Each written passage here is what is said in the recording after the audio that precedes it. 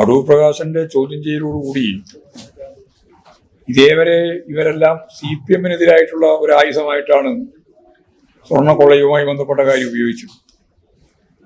ഇപ്പൊ അതിന്റെ വ്യാപ്തി കൂടുകയാണ്. ആ വ്യാപ്തി കൂടുന്നതിന്റെ ഭാഗമായിട്ട് അവരാദ്യം ശ്രമിച്ചത് ഉടനെ കുറ്റപത്രം കൊടുക്കണം എന്നാണ്. ഉടനെ കുറ്റപത്രം കൊടുത്താൽ ഈ പറയുന്നവരെ ഒന്നും കുറ്റപത്രത്തിന്റെ ഭാഗമാക്കി കൊണ്ടുവരാൻ കഴിയില്ല എന്നുള്ള മുൻ വിധിയോടുകൂടിയാണ് അവർ ആ കാര്യം പറഞ്ഞത്. പക്ഷെ ഹൈക്കോടതി വളരെ വ്യക്തമായിട്ട് പറഞ്ഞിട്ടുണ്ട്. ഹൈക്കോടതി പറഞ്ഞത് ഇത് കൊലക്കേസോ മറ്റേത് കളവ് കേസോ പോലെ കാണാൻ പറ്റുന്നതല്ല, ഇത് വലിയ വിശാലതയുള്ള ഒരു കേസാണ്. അതുകൊണ്ട് 10 കൊല്ലം മാത്രമല്ല, അതിന്റെ പിന്നോട്ടുള്ള 10 കൊല്ലം കൂടി അന്വേഷിക്കണം എന്ന് പറഞ്ഞു. ആരെങ്കിലും ജാമ്യത്തിൽ ഇറങ്ങി പോകുന്നത് കൊണ്ടൊന്നും ഈ കേസിൽ നിന്ന് രക്ഷപ്പെടാൻ സാധിക്കുന്നതല്ല. ഇതെല്ലാം പറഞ്ഞാലും ചില മാധ്യമങ്ങൾക്കും അതുപോലെ തന്നെ VD സതീശൻ ഉൾപ്പെടെയുള്ളവർക്കും ഈ കേസ് തേച്ചു മാച്ചു കളയാൻ വേണ്ടിയിട്ടാണ് ശ്രമിക്കുന്നത് SIT എന്നിപ്പം പറയുന്ന നിലയിലേക്ക്.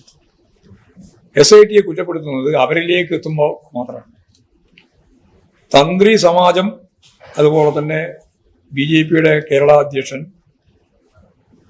പിന്നെ വേറെ ചില സംഘടനകൾ, ക്ഷേത്ര സംരക്ഷണ സമിതിയൊക്കെ, ഇവർ ഹൈക്കോടതിയിൽ പോയി CBI അന്വേഷണം വേണമെന്ന് പറഞ്ഞു.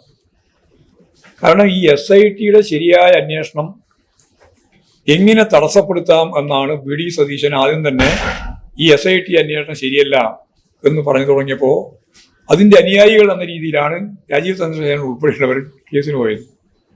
ഹൈക്കോടതി നിശ്ചിതമായ വിമർശനമാണ്. SIT ശരിയായ ദിശയിലാണ് അന്വേഷിക്കുന്നത്, ഫലപ്രദമായ അന്വേഷണമാണ്. ഇപ്പോഴും നിങ്ങൾ CBI അന്വേഷണത്തിന് പറയാൻ എന്താ കാരണം? കോടതി ചോദിച്ചതാണ്.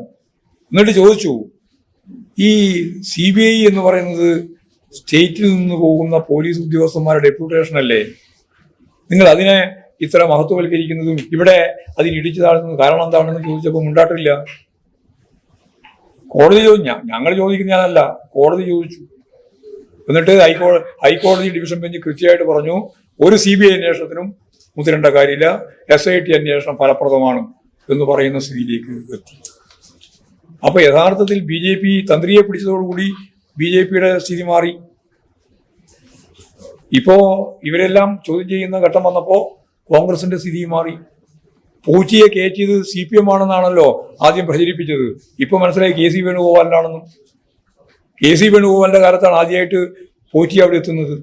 പൂച്ചിയും തന്ത്രിയും ചേർന്നുകൊണ്ടാണ് ഈ കൊള്ള മുഴുവൻ സംഘടിപ്പിക്കുന്നതിന്റെ പിന്നിൽ പ്രധാനപ്പെട്ട ആലോചനയും ഗൂഢാലോചനയും നടത്തിയതെന്ന് ഇപ്പോൾ വ്യക്തമാക്കപ്പെട്ടിട്ടുണ്ട്. കോടതി തന്നെ അത് വ്യക്തമാക്കിയതാണ്.